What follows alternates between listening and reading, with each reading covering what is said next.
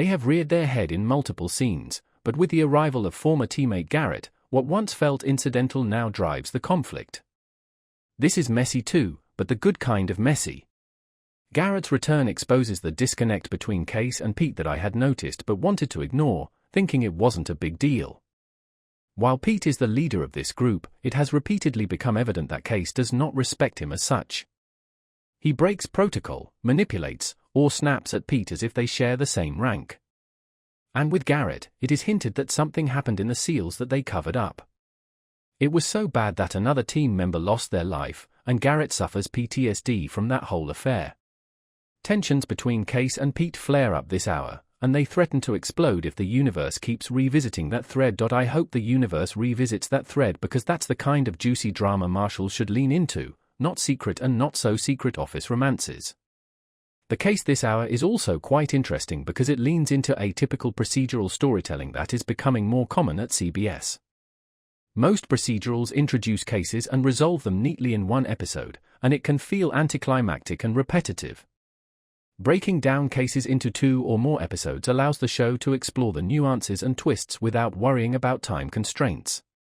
Also, it's much easier to get invested in a show when it surprises you, and Randall's return was a major surprise. But after that exchange with Kayce in Marshals Season 1 Episode 3, I see why he would hold a grudge after the verbal lashing Kayce handed out. Randall shows up with a vendetta he's willing to do anything for, including kidnapping a U.S. Marshal. And Michael Kudlitz's delivery of that creepy manifesto monologue was so chilling. However, the hour's true MVP is Riley Green, who, despite primarily being a music star, nails the character. His role is one of the most demanding I've ever seen singers get on procedurals, and he delivers. In one episode, Andrea is unbearable, but in the next, she's a complete angel. The writers need to balance out these characters. Can anyone at Paramount hardcode subtitles in these episodes? Garrett, Kayce, and Pete in the same scene sounds like a competition in who can be the least discernible. The three mummerers I call them. Everyone, support me here. Kayce and Andrea are Barbie and Cowboy, Miles and Belle are the backbenchers. According to Merriam-Webster, blowback is a noun defined as an unforeseen and unwanted effect, result, or set of repercussions. Episode 8 is meant to describe the resurfacing of a militia that feels slighted by Kayce and the Marshals. But it also reflects much of what the team is going through right now, as actions from the recent or distant past bring unintended consequences. It's a cleaner way of saying things get messy on multiple fronts. Messy can be good for the story, but it can also create unintended consequences for the show, and by the end of the first episode of this two-parter, Marshals is left with both the positive and negative outcomes of some of its creative decisions. Relationships between teammates are almost always a recipe for disaster because of the good old problem of complicating human connections. That's why I primarily object to romantic entanglement between co-workers, because it makes things too mangled. It's hard to tell where one begins and the other ends, and in high-stakes situations like the ones Marshals find themselves in, there is no time to untangle drama. So the fact that Pete and Belle kissed and that Miles is in a situationship with Pete's daughter creates a situation that is not good for the show. The consequences show up in the episode when Pete sends Cowboy and Barbie to the field and sticks the backbenchers behind the desk. They immediately think they're being punished for their recent actions, and honestly, one can't say Pete wasn't doing that, either consciously or subconsciously. It creates drama that could harm the show, as significant time will be spent addressing these friction points. Now that's even the best-case scenario because things can devolve and end up hurting the team.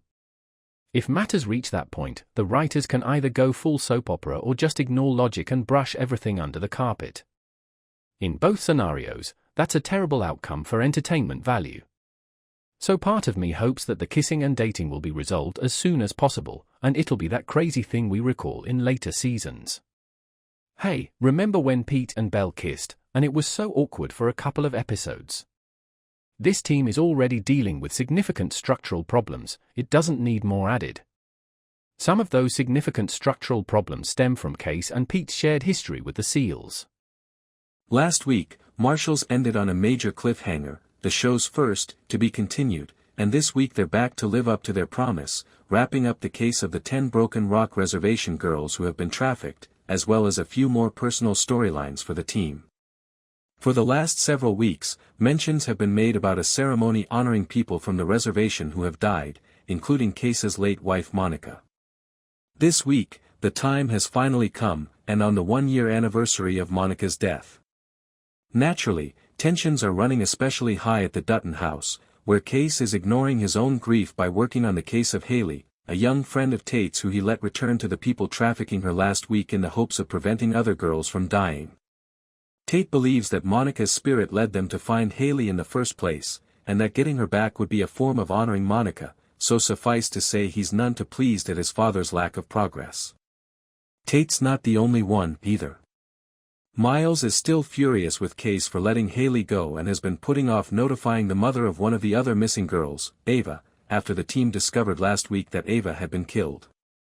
Cal insists that he and Miles make the notification today while Belle and Andrea work on getting back on the trail of the girls after their raid of the camper they believed the girls to be transported in came up dry last week. With the girls returned to their families, this week's theme of closure comes full circle as Kayce and Tate, later followed by the team, head to Broken Rock for the memorial ceremony. Miles is greeted warmly by many members of the tribe, seemingly putting to bed his concerns that he's unwelcome on the reservation, and Ava's mom thanks him for allowing her to finally begin grieving. Kayce gets a bit of a pep talk from Rainwater as well as Monica's father, and though he insists he's only there to support Tate, the episode ends with him joining in on the ceremony, sharing his wife's favorite necklace with his son, and admitting, "Maybe it's time I start letting go." Doesn't miss the way he manipulates Pete by using their shared past.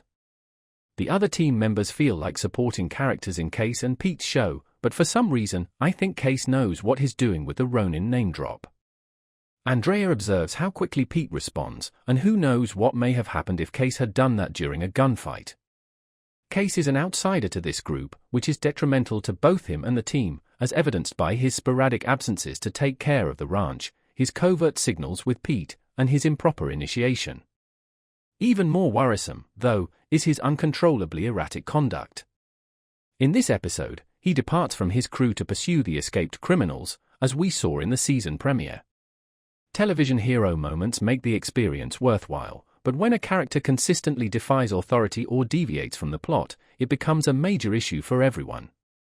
Members of the team a chance to develop in more rounded ways, whether or not the characters will choose to follow through on them all remains to be seen.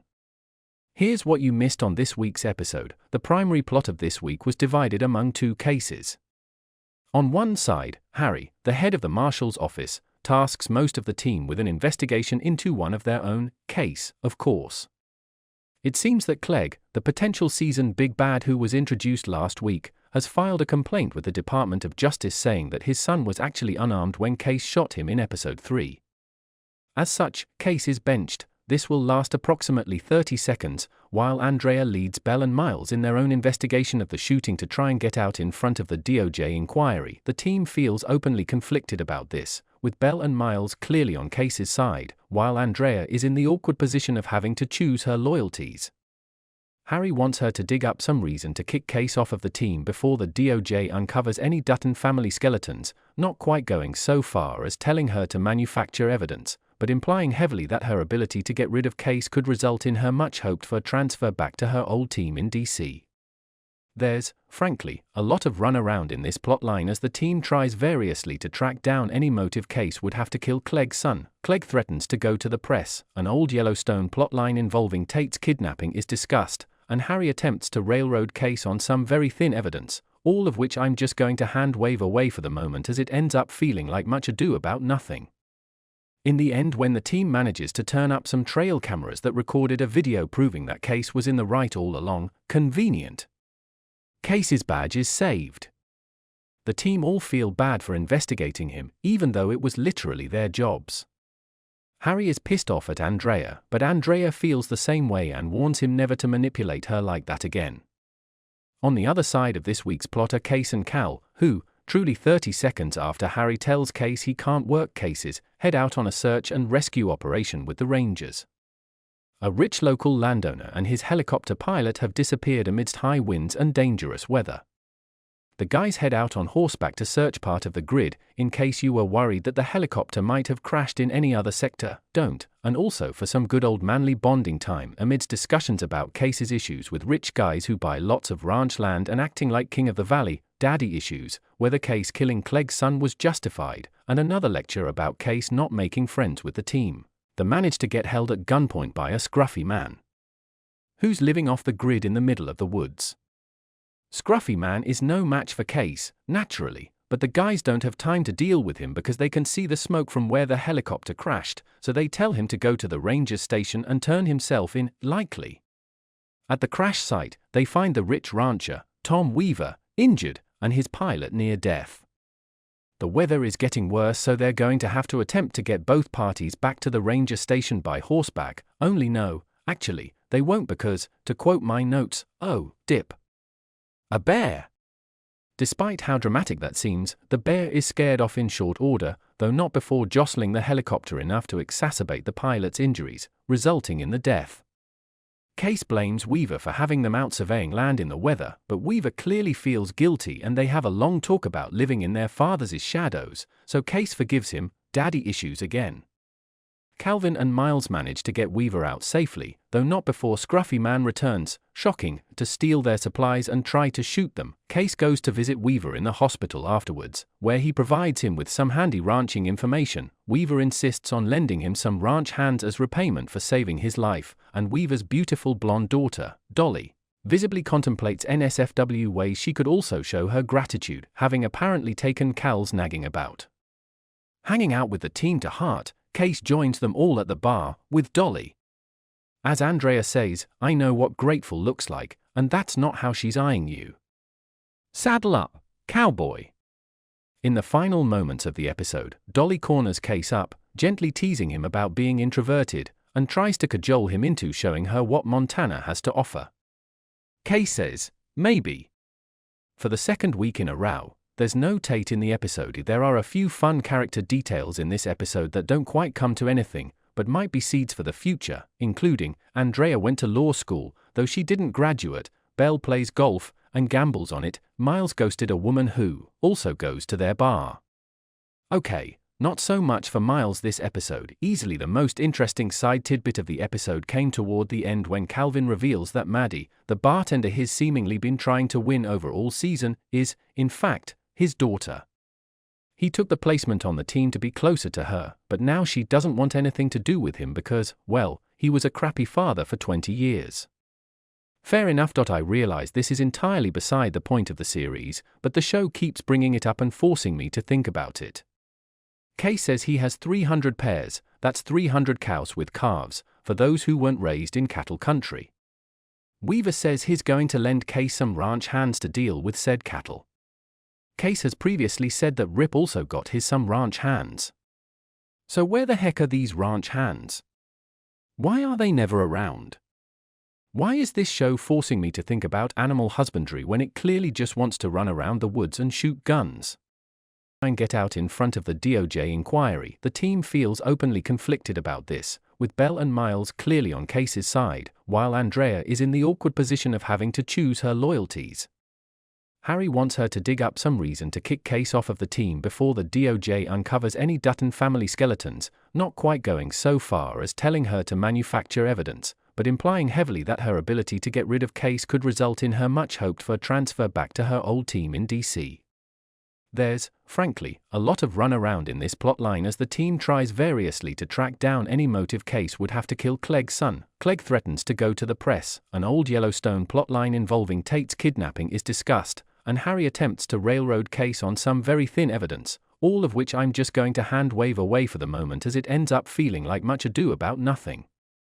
In the end, when the team manages to turn up some trail cameras that recorded a video proving that Kayce was in the right all along, convenient. Kayce's badge is saved. The team all feel bad for investigating him, even though it was literally their jobs. Harry is pissed off at Andrea, but Andrea feels the same way and warns him never to manipulate her like that again. On the other side of this week's plot are Kayce and Cal, who, truly 30 seconds after Harry tells Kayce he can't work cases, head out on a search and rescue operation with the Rangers. A rich local landowner and his helicopter pilot have disappeared amidst high winds and dangerous weather.